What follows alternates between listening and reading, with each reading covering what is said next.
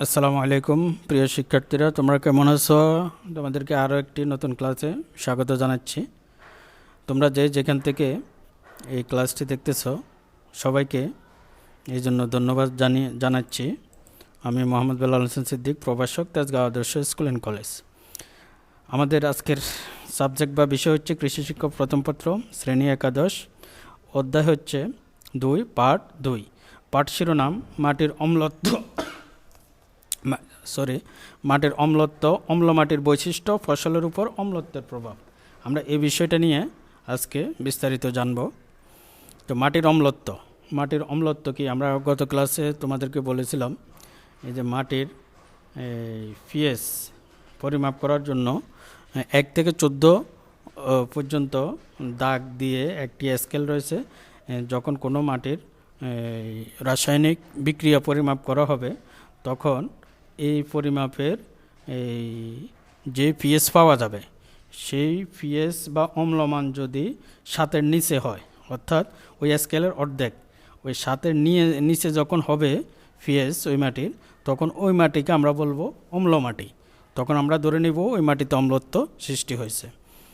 তো কোনো মাটির অম্লমান 7-এর নিচে নেমে এলে উক্ত মাটিতে অম্লত্ব সৃষ্টি হয়। মাটিতে বিভিন্ন প্রকার পুষ্টি উপাদানের সহজলভ্যতা মাটির অম্লতার তীব্রতার সাথে সম্পর্কযুক্ত।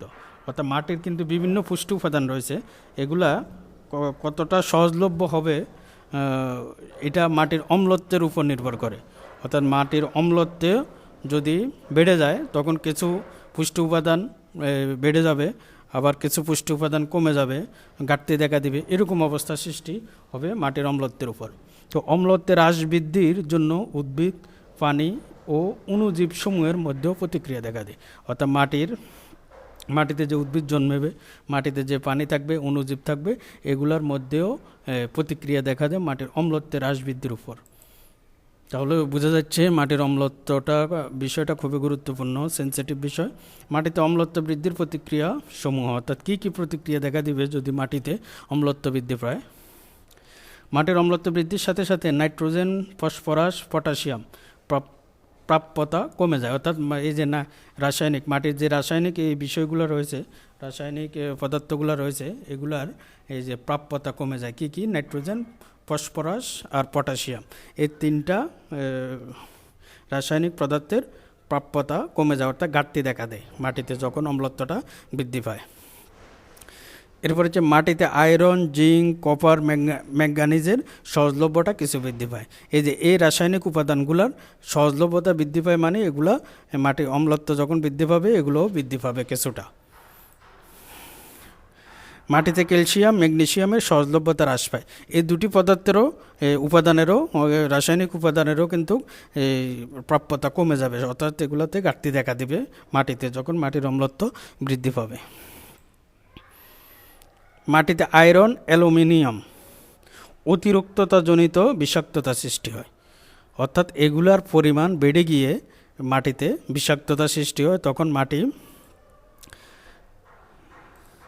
তখন মাটি কিন্তু এই বিষাক্ত হয়ে যায়, এখানে অনেক ফসল জন্মে না। তাহলে আয়রন একটা, আর একটা হচ্ছে অ্যালুমিনিয়াম, এগুলার বেড়ে গিয়ে মাটিতে বিষাক্ততা সৃষ্টি করে।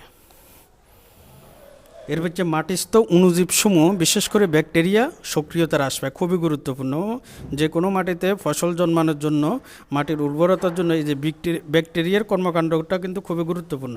কিন্তু এই মাটিতে যখন অম্লত্ব বৃদ্ধি পায় তখন এই ব্যাকটেরিয়ার কর্মকাণ্ড হ্রাস পায়, ফলে মাটির উর্বরতা শক্তিও হ্রাস পায়। অল্প মাটিতে বীজের অঙ্কুরোদ্গমন ভালো হয় না। অম্ল মাটিতে বীজের অঙ্কুরোদ্গমন, অর্থাৎ একটা বীজ রোপণ করার পর সেখানে অঙ্কুরোদ্গমন বা চারা গজানোর এই হারটা কমে যায়, অর্থাৎ ভালো হয় না।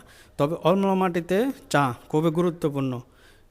এই কথাগুলো মনে রাখতে হবে। অম্ল মাটিতে কোন কোন ফসল বা কোন কোন ফল ভালো জন্মে? আনারস, আনারস, কমলা লেবু, এগুলো ভালো জন্মে, খুবই গুরুত্বপূর্ণ। এগুলো কিন্তু নোট করে নেবে বা টুকে রাখবে। কিন্তু এই ক্ষেত্রে পিএইচ মান 4.5 থেকে 6-এর মধ্যে থাকতে হবে। আমরা তো বলছি 7-এর নিচে নামলে এটা অম্ল, কিন্তু চা, আনারস, কমলা লেবু, এটাও কিন্তু জন্মাতে হলে 4-4 নিচে যদি পিএইচ নেমে যায় তাহলে কিন্তু হবে না, 4.4 থেকে 6 মধ্যে থাকতে হবে। এরপর হচ্ছে মাটির ভৌত ধর্মে প্রভাব ফেলে, রোগের প্রকোপ বৃদ্ধি পায়, গাছের বৃদ্ধি ব্যাহত, অর্থাৎ মাটির যে ভৌত ধর্ম রয়েছে সেখানেও কিন্তু এই যে কাঠামোগত পরিবর্তন দেখা দেয়, রোগের প্রকোপ বৃদ্ধি পায়, অর্থাৎ মাটিরতে বিভিন্ন রোগ বালাই দেখা দেয়, গাছের বৃদ্ধি ব্যাহত হয়। ওই মাটির যেহেতু অম্লত্ব বৃদ্ধি পাবে, অন্যান্য উপাদানগুলোর ঘাটতি হ্রাস বৃদ্ধি হবে, এই জন্য গাছের বৃদ্ধি ব্যাহত হবে। তো আমরা এখন দেখব অম্ল মাটির বৈশিষ্ট্য। কি কি বৈশিষ্ট্য দেখার পর আমরা বুঝবো সেটা অম্ল। অম্ল মাটির পিএইচ 7 কম হবে। যখন কোনো মাটির পিএইচ পরিমাপ করে দেখব যে এটার 7 কম, তখন এটা হচ্ছে অম্ল মাটি। এটা একটা অম্ল মাটির গুরুত্বপূর্ণ বৈশিষ্ট্য। অম্লত্ব বৃদ্ধির সাথে সাথে নাইট্রোজেন, ফসফরাস, পটাশিয়াম, সালফারের দ্রবণীয়তা কমতে থাকে, অর্থাৎ এই রাসায়নিক উপাদানগুলো ঘাটতি দেখা দেবে ওই মাটিতে, তাহলে ওইটাই অম্ল মাটি। তারপর ক্যালসিয়াম, ম্যাগনেসিয়ামের প্রাপ্যতা কমে যায়। এই যে ক্যালসিয়াম, ম্যাগনেসিয়াম নামক যে রাসায়নিক দুটি উপাদান মাটির খুবই গুরুত্বপূর্ণ উপাদান, এগুলা কমে যায়। লৌহ, অ্যালুমিনিয়ামের দ্রবণীয়তা বেড়ে বিষাক্ততা দেখা দিতে পারে। এই যে এই দুইটা পদার্থের দ্রবণীয়তা বেড়ে মাটিতে বিষাক্ততা দেখা দিতে পারে। অম্লত্ব তীব্রতর হলে অণুজীবের কার্যাবলী কমে যায়। যখন এই অম্ল মাটির অম্লত্বটা অর্থাৎ পিএইচটা একেবারে কমে যাবে, তখন এই অণুজীবের কার্যাবলী এই মাটিতে কমে যাবে। অম্ল মাটিতে চুন প্রয়োগ ব্যতীত অধিকাংশ মাঠে ফসল চাষ করা যায় না। এই যে খুবই গুরুত্বপূর্ণ একটা নৈর্ব্যক্তিক প্রশ্ন। তাহলে অম্ল মাটিকে আমরা সংশোধন করতে পারি চুন প্রয়োগের মাধ্যমে। চুন প্রয়োগ ছাড়া অধিকাংশ মাঠে এই জাতীয় মাটিগুলোতে কোনো চাষাবাদই করা যায় না। তারপর অম্ল মাটিতে চুন প্রয়োগ ব্যতীত, আচ্ছা এটা তো বললাম। তারপর 8 নম্বর হচ্ছে ব্যাকটেরিয়া কার্যাবলী কমে যায়, যেটা আগেও বলেছি, তীব্রতা বৃদ্ধি পেলে ব্যাকটেরিয়ার কার্যাবলী কমে যায়। মাটিতে প্রয়োগকৃত জৈব পদার্থ সহজে বিয়োজিত হয় না, অর্থাৎ মাটিতে যে আমরা জৈব পদার্থ দিই সেগুলো কিন্তু এই যে মাটির সাথে মিশে মানে দ্রবীভূত হয় না। মাটির সাথে যখন মিশবে, দ্রবীভূত হবে, তখন কিন্তু এই মাটিতে উর্বর বা শক্তিশালী হবে।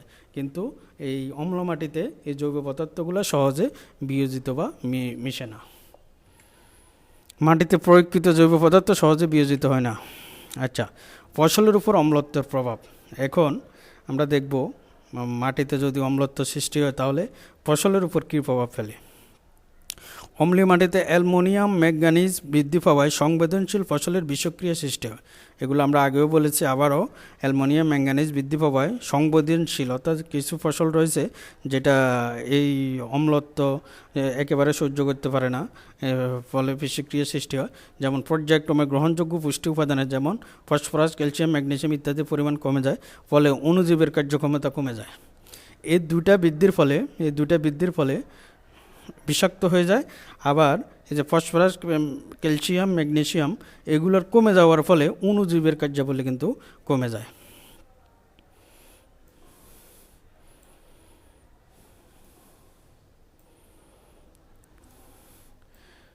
অণুজীবের কার্যক্ষমতা কমে যায়। আচ্ছা, ফসল রোগ বৃদ্ধি পায়। এই যে ফসলের উপর আরেকটা যে প্রভাব ফেলে সেটা হচ্ছে ফসলের যে রোগবালাই, খুবই মারাত্মক একটা সমস্যা, এটা বৃদ্ধি পায়। গাছের বৃদ্ধি কমে যায়। এই যে আমরা অনেক গাছকে দেখব অনেক মাটিতে রোপণ করার পর এটার বৃদ্ধি হয় না। এই যে এখানে এই অম্লত্ব একটা কারণ হতে পারে।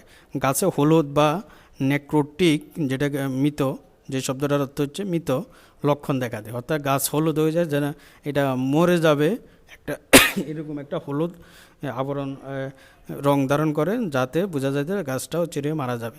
তো মূলের বৃদ্ধি কমে যায়, অর্থাৎ গাছের খুবই গুরুত্বপূর্ণ একটা বিষয় হচ্ছে মূল, যেটার মাধ্যমে সে খাদ্য, পানি এগুলা মাটি থেকে গ্রহণ করে, সেটার বৃদ্ধি কমে যায়, ফলে গাছটি দুর্বল হয়ে পড়ে।